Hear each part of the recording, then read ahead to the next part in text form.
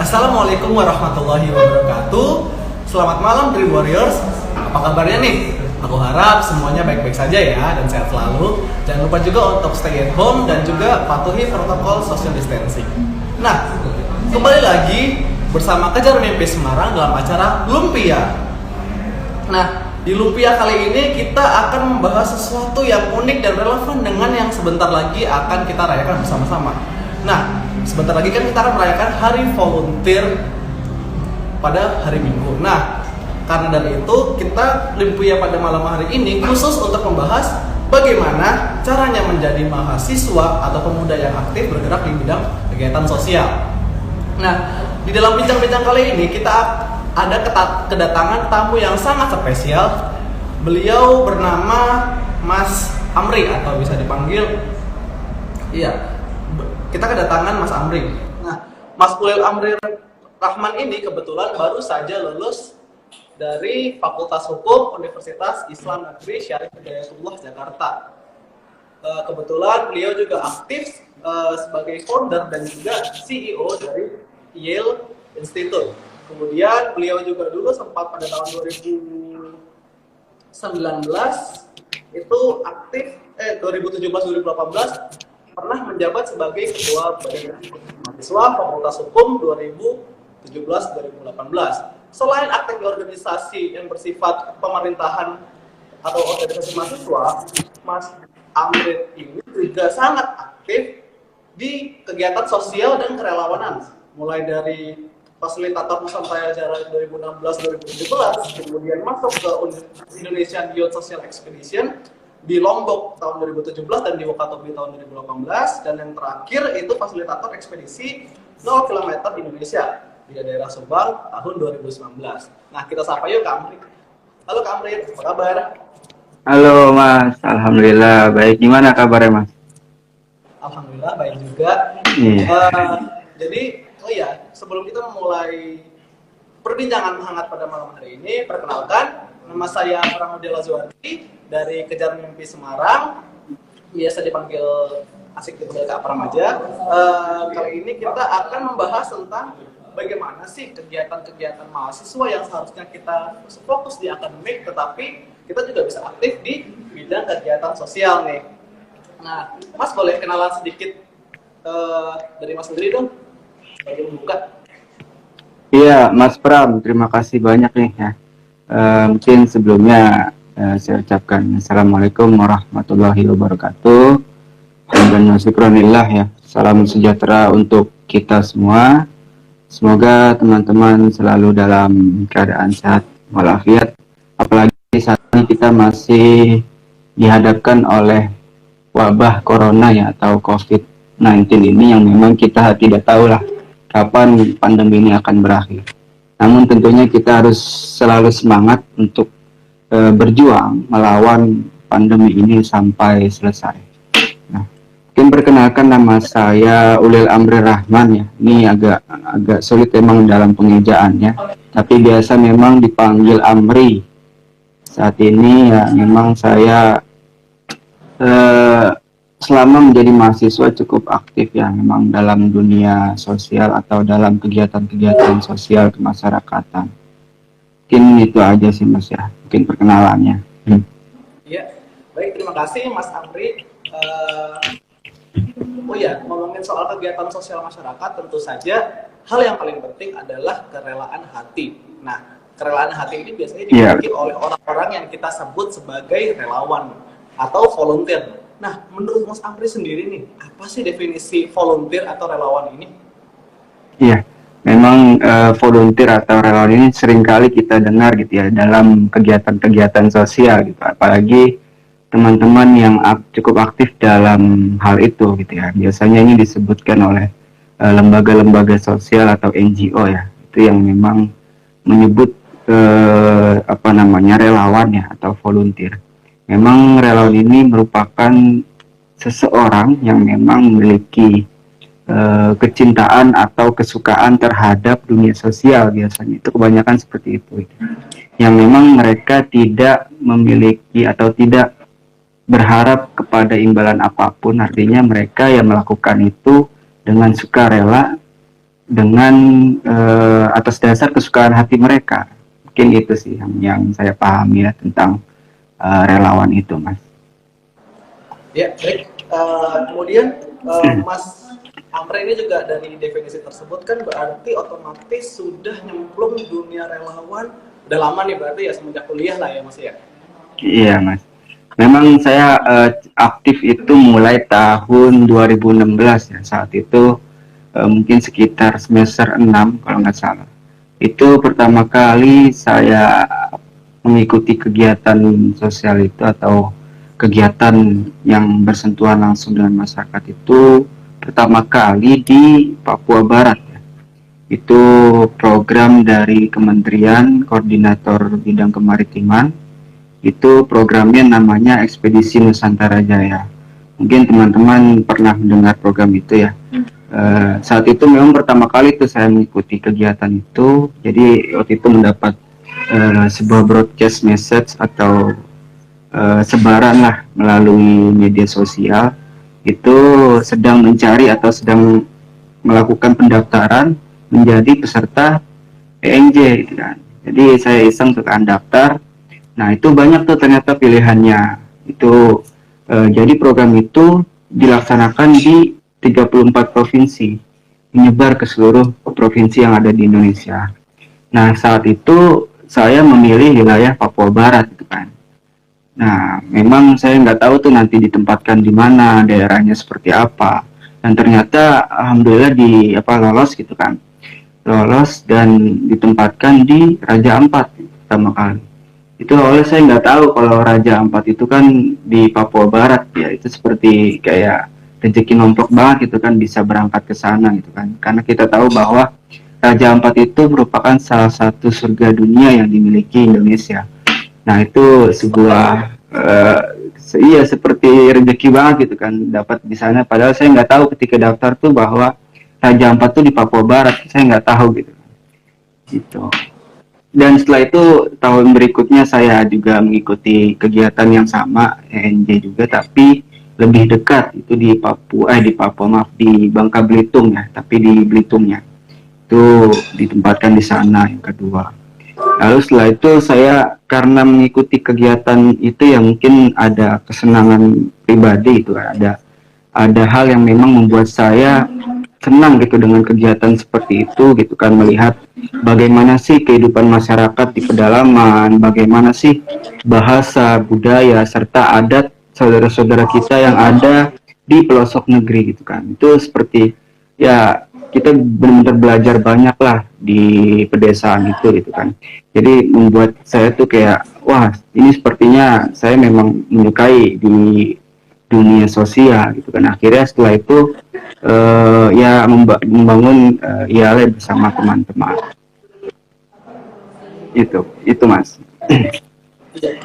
Oh berarti berawal dari sebenarnya bahkan nggak tahu tempat di mana, kemudian sistemnya seperti apa, bahkan sekarang malah jadi salah satu founder dari sebuah organisasi gerakan sosial yang sangat masif ya Mas ya. Berawal dari iseng kemudian tiba-tiba malah jadi bermanfaat bagi seluruh Indonesia malah ya Mas ya.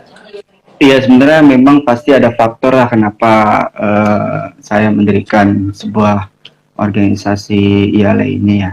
Karena pada saat itu memang ketika saya pergi ke daerah itu ya, seperti melihat bahwa ini ada kesenjangan sosial, artinya banyak hal yang memang tidak merata di negeri ini. Mungkin mulai dari pendidikan, dari perekonomian. Halo Mas. Ya, halo. Maaf Mas, kayaknya tadi ada masalah jaringan ya. Iya.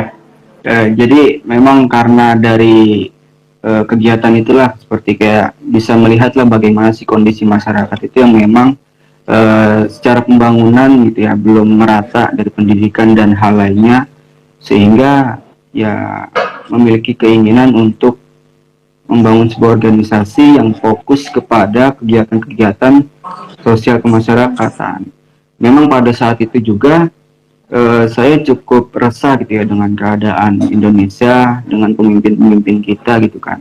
Karena pada saat itu banyak sekali pemimpin kita yang mungkin salah satu contoh buruknya mungkin tertangkap OTT KPK gitu ya. Jadi pada saat itu saya berpikir dan menilai bahwa Indonesia saat itu krisis moral kepemimpinan gitu. Apalagi kemarin baru-baru ini kita mungkin ada berita gitu ya, itu wakil bupati di daerah timur sana itu menabrak seorang polwan sampai meninggal, dan ternyata itu diduga karena terpengaruh oleh minuman keras. Bayangkan saja ini seorang wakil bupati gitu loh, minum minuman keras sampai nabrak seorang polwan dan meninggal. Itu seperti harusnya seorang pemimpin itu kan menjadi contoh yang baik gitu kan bagi masyarakat, tapi ternyata malah sebaliknya. Nah pada saat itulah saya berpikir bahwa wah, Indonesia ini masih kekurangan sosok seorang pemimpin yang benar-benar peduli ya terhadap masyarakat. Maka dari itulah ia dibangun dengan tujuan untuk bagaimana mampu menciptakan seorang pemimpin yang mengerti dan memahami kondisi masyarakat. Makanya kita programnya itu kan lebih fokus kepada kegiatan-kegiatan yang bersentuhan langsung kepada masyarakat dengan tujuan supaya memberikan nilai-nilai kepemimpinan kepada teman-teman yang mengikuti kegiatan kami. Gitu. Sebelum kita lanjut ke pertanyaan selanjutnya, mau mengingatkan nih kepada Dream Warriors yang telah bergabung di live pada malam hari ini. Bagi Dream Warriors yang memiliki pertanyaan, bisa langsung cantumkan di kolom komentar. Nah, nanti pertanyaan terbaik atau pertanyaan paling menarik pastinya akan mendapatkan hadiah yang menarik pula. Jangan lupa ya teman-teman, kalau misalnya ada yang ingin bertanya kepada Mas Amri, silahkan sekali untuk cantumkan di komentar dan dapatkan juga hadiah menariknya. Baik, kita lanjut ya Mas. Iya, silakan.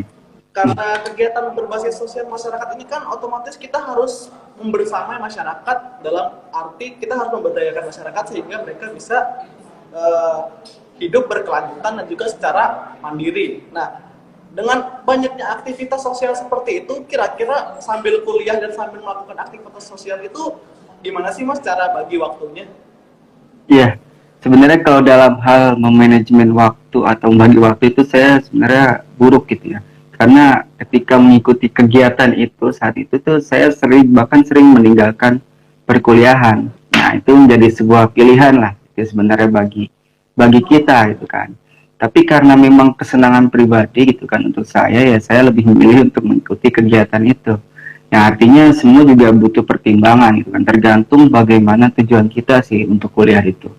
Ya karena mungkin ketika kita di SMA itu kita dihadapkan oleh sebuah pilihan, apakah kita ingin melanjutkan pendidikan ke lebih tinggi atau enggak gitu kan. Itu pasti kita berpikir dulu saat SMA gitu ya. Kayaknya tuh menjadi mahasiswa tuh enak gitu kan, kuliahnya tuh bebas pakaiannya, jamnya, sedangkan SMA dulu tuh pagi sampai siang atau bahkan sampai sore. Tapi ternyata menjadi mahasiswa lebih berat gitu kan dibandingkan menjadi seorang pelajar SMA. Nah tentunya ketika memilih menjadi seorang mahasiswa, kita juga punya tujuan gitu kan, untuk apa sih kita kuliah.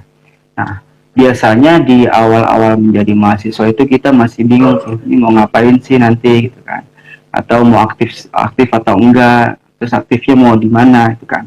Nah ini menjadi mungkin tergantung bagaimana tujuan kita sih ya dalam memilih untuk menjadi mahasiswa atau memilih untuk kuliah. Biasanya kalau orang ditanya itu kuliah mau ngapain gitu kan, biar ijazahnya ini tinggi gitu ya, biar bisa nyari kerja yang lebih enak dibanding lulusan SMA. Itu sering banget kita dengar pastinya. Itu nggak salah sih ya, mungkin jawaban-jawaban seperti itu ya namanya masih baru lulus SMA, kita nggak tahu gitu kan. Tapi ya memang di awal-awal masa perkuliahan itu adalah proses bagaimana kita mencari jati diri kita.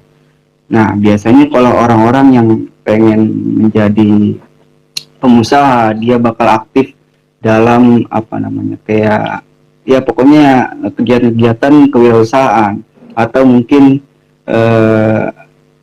yang memang punya tujuan untuk berkarir tinggi gitu ya, itu mungkin mereka lebih memilih untuk seperti magang atau berorganisasi itu kan, untuk mencari jaringan supaya nanti ketika lulus mudah mencari kerja.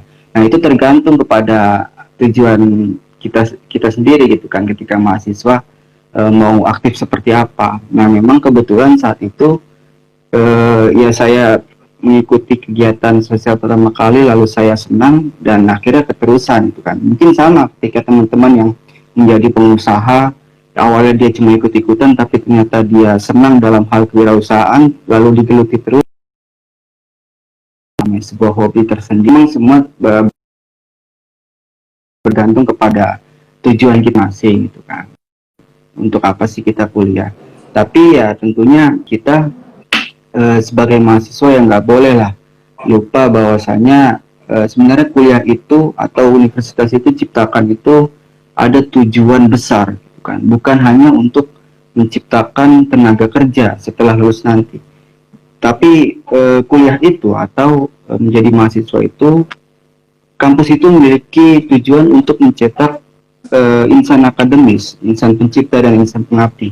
Jadi bagaimana sih ketika lulus nanti mahasiswa itu mampu bermanfaat bagi masyarakat. Jadi ada yang kita kenal mungkin namanya dalam kampus itu Tridharma Perguruan Tinggi ya. Itu kan ada 3 poin yang memang kita tahu itu adalah sebuah tahap yang harus kita lewati. Ya. Nah, kita kembali lagi, Mas Amri, sepertinya tadi ada masalah teknis ya Mas ya?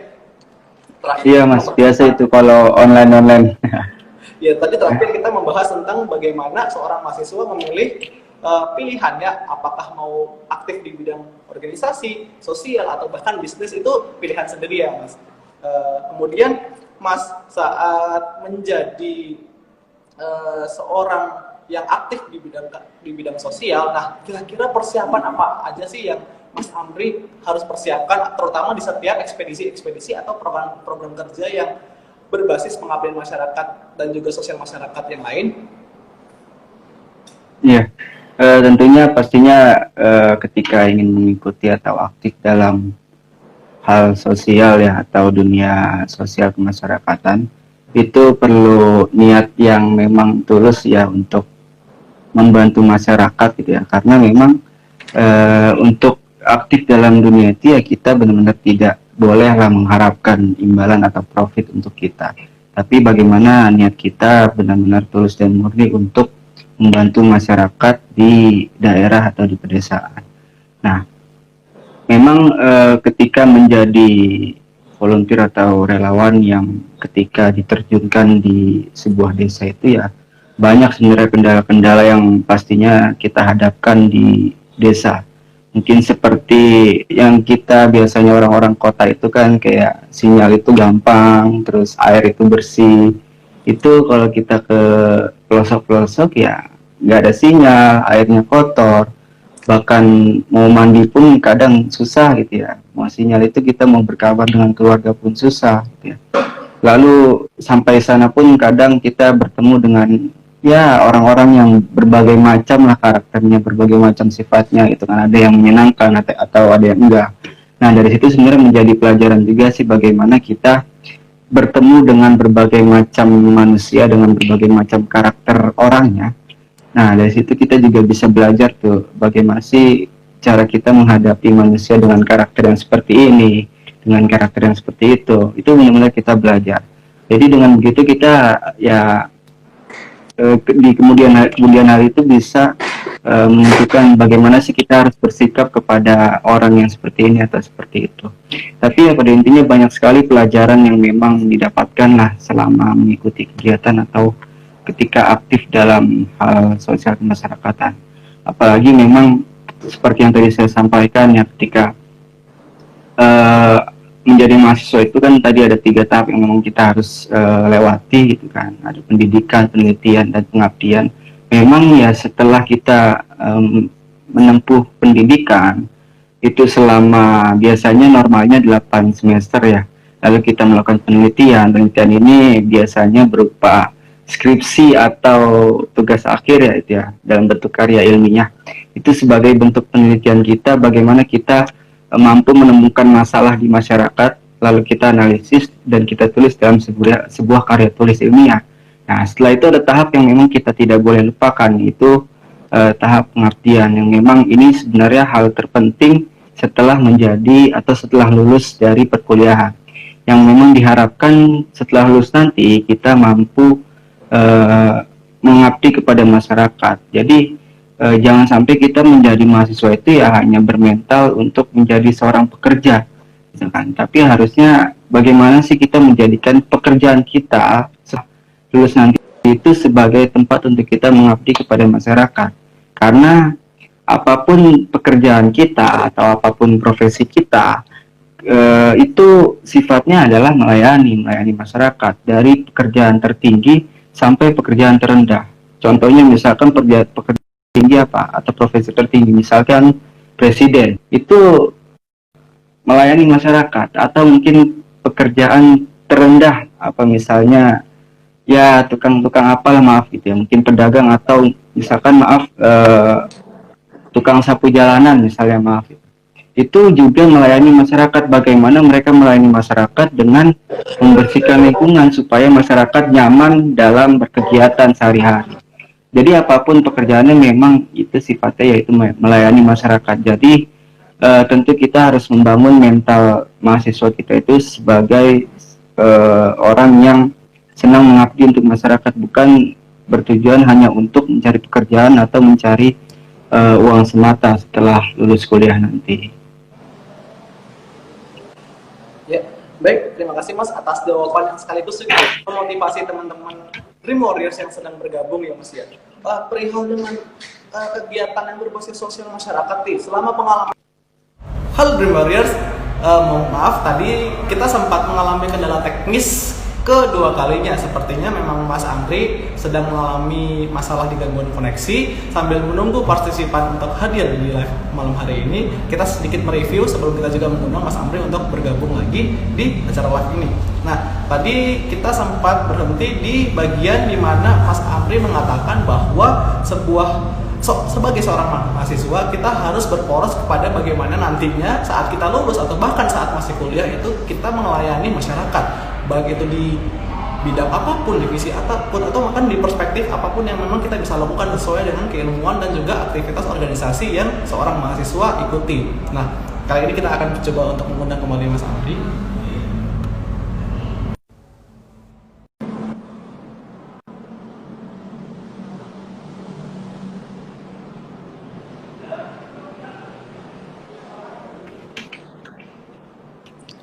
Halo Mas Amri, kita masuk lagi. Iya, halo Mas. Alhamdulillah. Ini Maaf Mas, tadi sepertinya kita sampai kedua kalinya menemui masalah teknis ya. Ya, iya. lanjut ya Mas. Iya, bisa Mas, lanjut Mas. Oke, perihal bagaimana Mas Amri aktif di kegiatan kemasyarakatan, tentu saja hal itu pasti menemui beberapa jalan, baik itu jalan yang mulus atau bahkan jalan yang terjal sekalipun. Nah, Mas mungkin bisa nggak bagi sedikit pengalaman mulus dan juga apa sih masalah-masalah yang Mas temui selama aktif kegiatan sosial, dan bagaimana sih apa yang Mas lakukan sehingga masalah-masalah tersebut bisa terselesaikan dan menjadi solusi yang baik bagi masyarakat. Gimana tuh Mas? Iya, mungkin itu suka dukanya Mas ya. Kalau sukanya mungkin memang kita senangnya itu ya kita bisa pergilah keluar kota, mungkin keluar pulau gitu. Jadi teman kita itu bisa lebih luas gitu, lebih banyak pertemanan kita dengan orang-orang yang ada di Indonesia, bukan hanya sepulau Jawa tetapi di seluruh Indonesia. Itu benar-benar merasakan ya dapat teman banyak gitu. Dan kita juga ya bisa belajar gitu kan, bisa melihat kondisi masyarakat itu bagaimana sih di desa itu benar-benar kita belajar kayak ya kondisi mereka, belajar bahasa mereka, terus memahami budayanya seperti apa. Itu yang menjadi suka atau kesenangan yang menurut saya dalam kegiatan-kegiatan seperti itu. Tapi kalau dukanya itu ya banyak sih ya sebenarnya gitu kan, kayak ketika misalkan kita berekspektasi bahwa desanya itu ada sinyal, terus ternyata di sana kita ke pelosok nggak ada sinyal, airnya terus kotor gitu kan, mandi susah dan segala macamnya. Itu salah satu juga menjadi dukanya gitu. Bahkan apalagi kalau kita ditempatkan di tempat yang memang itu ada sebuah misteri gitu, kayak ada setan inilah, setan itulah, itu menjadi apa namanya, cerita lucu juga sih sebenarnya, tapi kayak jadi duka juga gitu, karena kan kayak kita di sana tuh kayak jadi takut atau apa itu, apalagi kan kita sebagai apa namanya, pendatang gitu ya, kita nggak boleh macem-macem dan ya harus mengikuti aturan yang ada di daerah tersebut gitu. Selain dengan masalah yang berbasis, berarti itu masalahnya berbasis etnosentris atau kebudayaan masing-masing daerah ya Mas ya? Iya betul, jadi memang kita harus menyesuaikan lah dengan budaya setempat, dengan adat setempat gitu, jangan sampai ya kita melanggar aturan-aturan yang ada itu, karena kan di mana bumi dipijak di situ langit dijunjung, itu ada peribahasa yang sering kita dengar. Mas pernah nggak sih ada kejadian paling unik saat Mas sedang melakukan ekspedisi di manapun itu? Kejadian unik contohnya seperti apa tuh Mas? Misalnya kayak saat Mas ada di Papua kemudian tiba-tiba ketemu sukunya atau gimana gitu Mas? Siapa tuh ada pengalaman unik gitu? Oh iya, mungkin mungkin salah satu bisa diambil contoh yang Papua ya. Jadi kita kalau dulu saya mengenal orang Papua itu kan seram gitu ya, karena eh, maaf gitu ya, mungkin dulu gitu kan, dulu saya mengenal orang Papua itu seram dan segala macam. Ternyata ketika di sana itu benar-benar ramah banget gitu ya. Kayak misalnya ketika pagi bertemu mereka menyapa gitu kan, pagi gitu kan, itu benar-benar ramah sekali mereka. Tapi pernah kejadian di saat di Papua itu ada seorang bapak-bapak yang mungkin seperti lagi minum minuman alkohol gitu di pinggir pantai. Itu saya lagi berkegiatan di situ, tapi bapak-bapak itu tuh kayak merasa tersinggung gitu ya, kayak merasa dilihatin oleh kita-kita, itu dia sampai nyamperin gitu kan, kayak negor gitu, kayak mau ngajak berantem gitu, padahal kita nggak ngapa-ngapain gitu ya. Itu salah satu hal lucu atau unik sih mungkin yang terjadi di saat kegiatan dulu. Mas ada tips nggak sih bagi Dream Warriors yang sedang main ini, kalau misalnya memang ingin ekspedisinya, kayak tips-tips untuk persiapan misalnya apa, atau mungkin Oh iya, apa, iya, ini suara saya ada Mas. kemudian dari segi mental seperti apa, Oh iya. bisa kasih tips sedikit Mas? Iya, mungkin buat teman-teman gitu yang ingin aktif dalam kegiatan-kegiatan sosial gitu kan, atau ingin mengikuti lah kegiatan-kegiatan yang memang bersentuhan langsung dengan masyarakat. Ya, saat ini kan memang sudah banyak sekali organisasi atau sebuah lembaga-lembaga yang aktif dalam hal itu ya, dalam hal kegiatan-kegiatan sosial itu banyak sekali sekarang. Nah, teman-teman itu ya bisa ikuti gitu. Memang ada proses seleksi di dalam pendaftarannya, tapi ya ikuti saja gitu, karena kita nggak tahu kan rezeki kita yang mana gitu. Kalau kita tidak mau mencoba atau tidak mau memulai ya kita nggak bakal tahu kapan kita akan Jelas Mas, bisa ikut suara dalam terdengar aktif jelas. dalam sosial itu ya, harus mencoba terus, takut gagal gitu ya, karena rezeki pasti nggak bakal ketukar gitu ya. Ada saatnya kita gagal, tapi pasti suatu saat ada saatnya kita berhasil. Tapi tentunya harus diperbaiki dulu niat kita. Ketika yang memang ingin terjun dalam hal sosial, kita harus murni berniat untuk belajar dan membantu masyarakat. Jangan sampai tujuan kita salah, misalnya untuk jalan-jalan atau untuk hal-hal lainnya. Jangan sampai. Jadi memang murni harus tujuan kita adalah untuk belajar dan untuk membantu masyarakat. Tapi pada dasarnya perihal dengan mengabdi atau berkegiatan sosial itu nggak haruslah kita jauh-jauh pergi ke pelosok negeri, ke Papua atau ke Sabang. Jangan sampai kita sibuk aktif di daerah lain tapi kita lupa dengan daerah kita sendiri.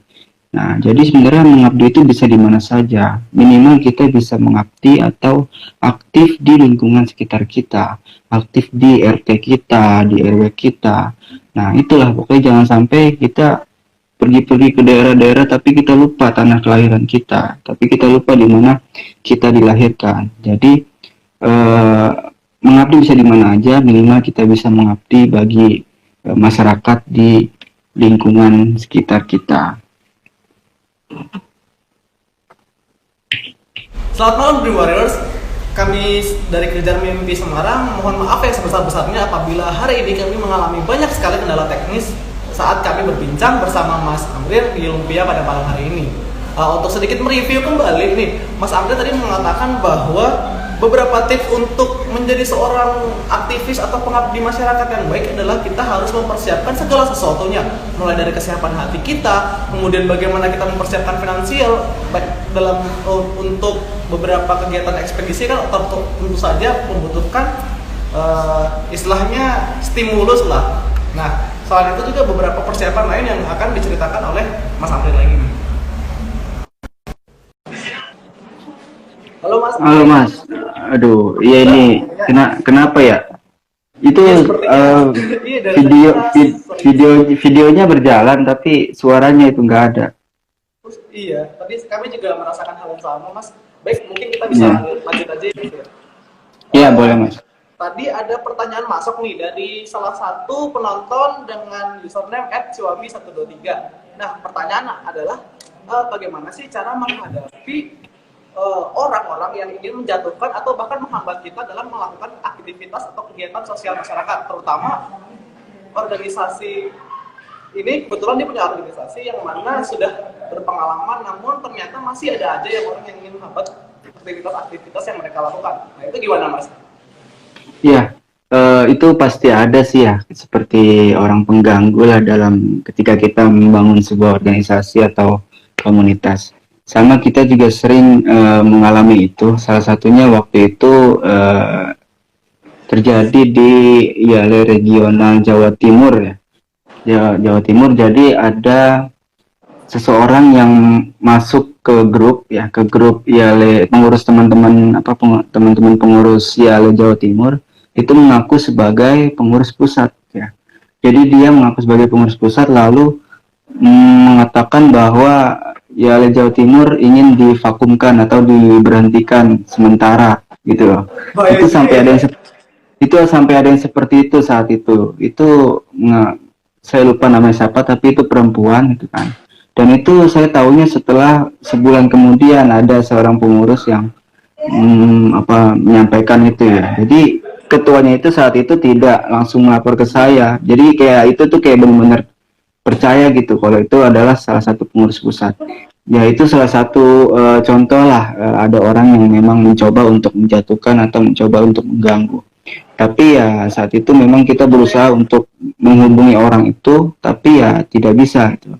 Itu seperti angin berlalu aja gitu. Jadi kayak ya beberapa kali juga sih ya, mungkin salah satunya juga itu pernah Instagram kita itu di-hack ya. Itu waktu itu sekitar masih 12.000 followers yaitu di-hack dan itu benar-benar hilang. Akhirnya kita bangun Instagram baru lagi. Jadi banyak sekali sebenarnya cobaan-cobaan seperti itu atau gangguan-gangguan dari luar.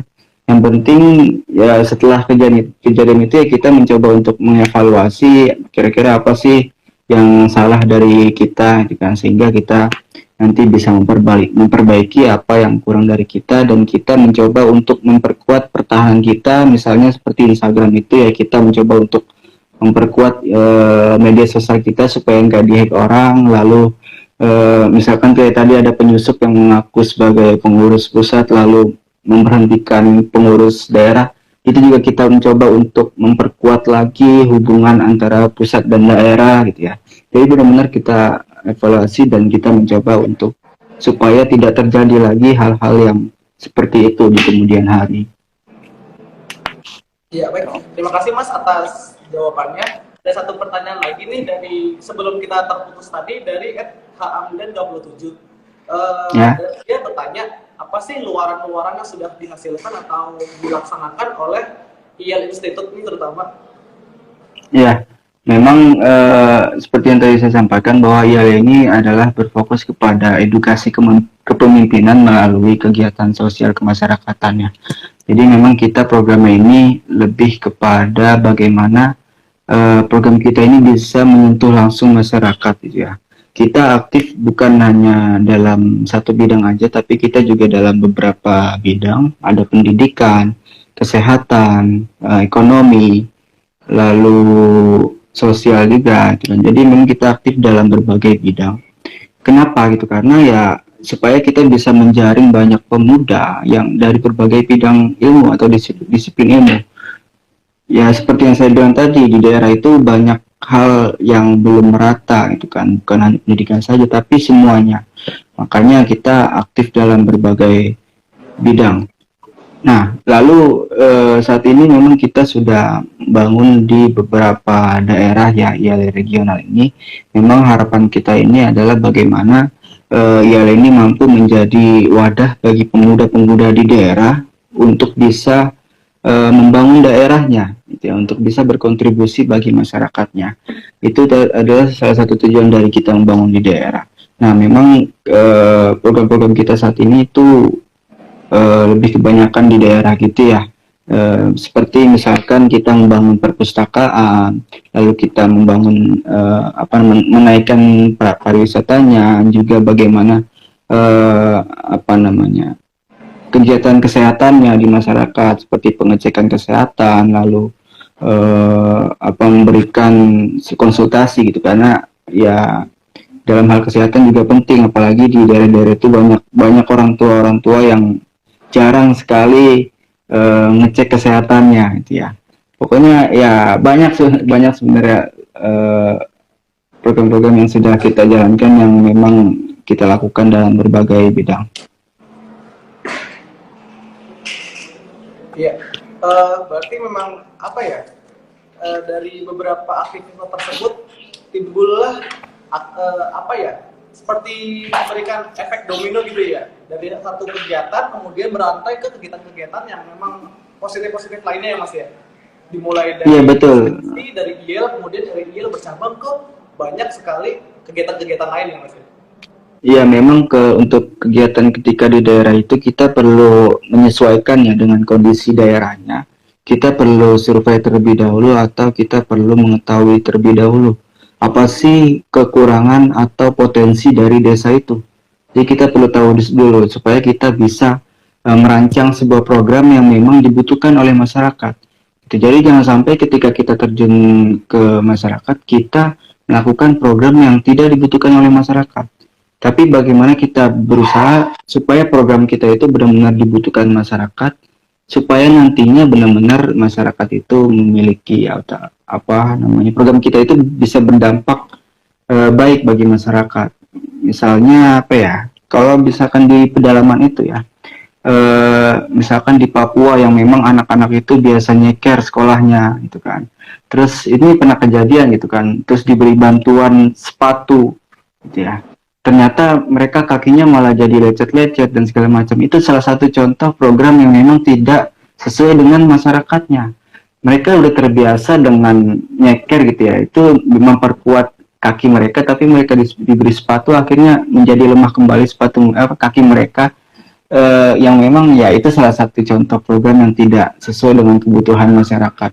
Jadi ketika terjun ke daerah atau kita melakukan kegiatan itu, sangat perlu kita perhatikan program kita harus sesuai dengan kebutuhan masyarakat supaya benar-benar bermanfaat dan tidak hanya menjadi formalitas saja gitu.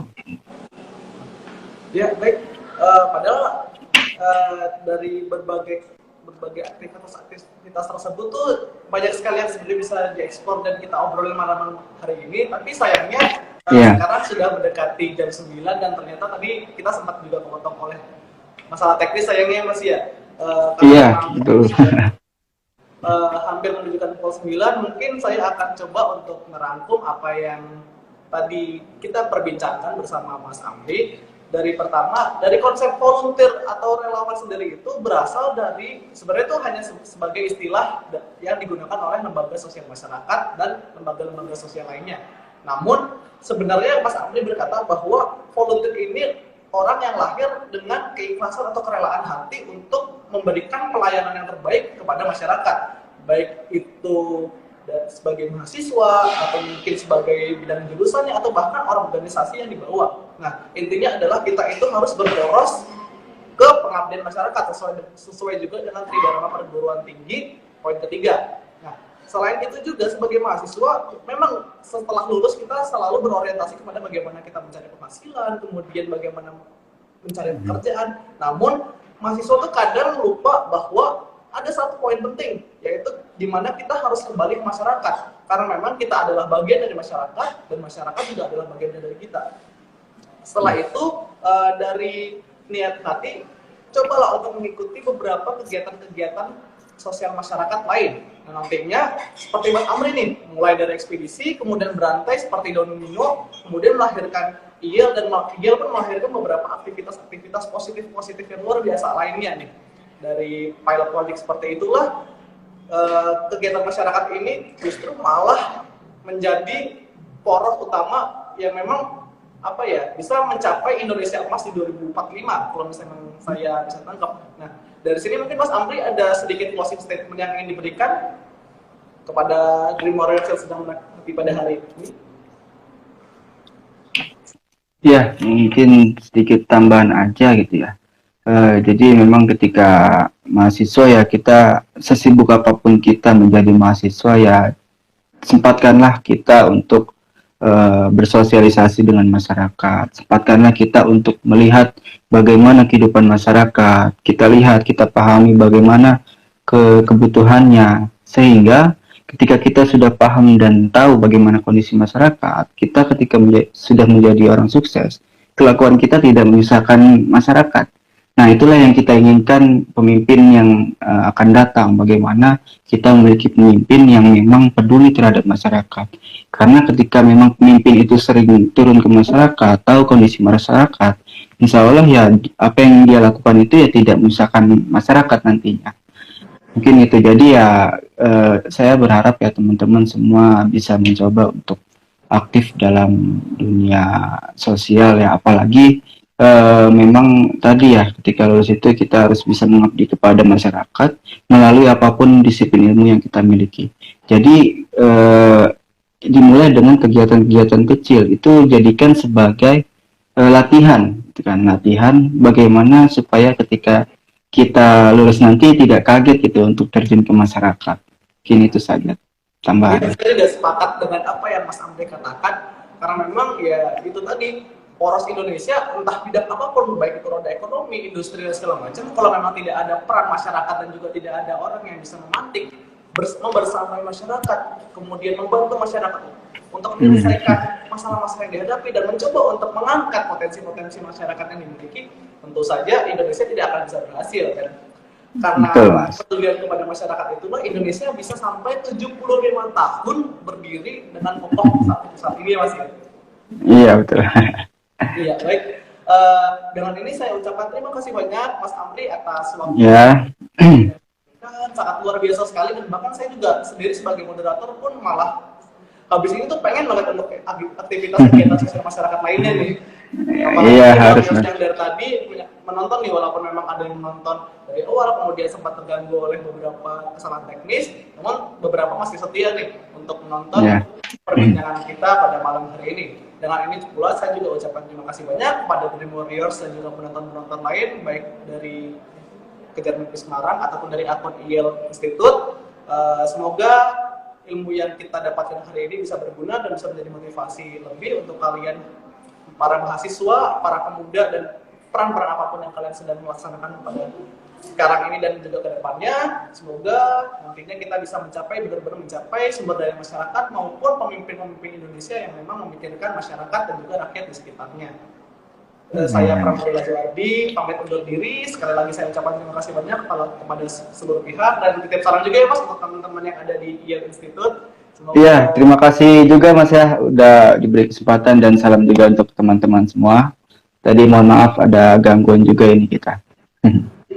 Iya, mungkin semoga kita bisa bekerja sama, atau mungkin kita bisa ngobrol di sesi-sesi ataupun kesempatan lainnya, atau bahkan mungkin kita bisa aja berkolaborasi dalam poros pengabdian masyarakat ya Mas ya. Iya, harus Mas. Saya tutup dengan satu kutipan yang saya inspirasikan, saya ambil dari Gubernur Jawa Tengah Pak Ganjar Pranowo. Sebagai pemimpin, sebagai pejabat, jabatan itu adalah mandat, tuanku ya rakyat.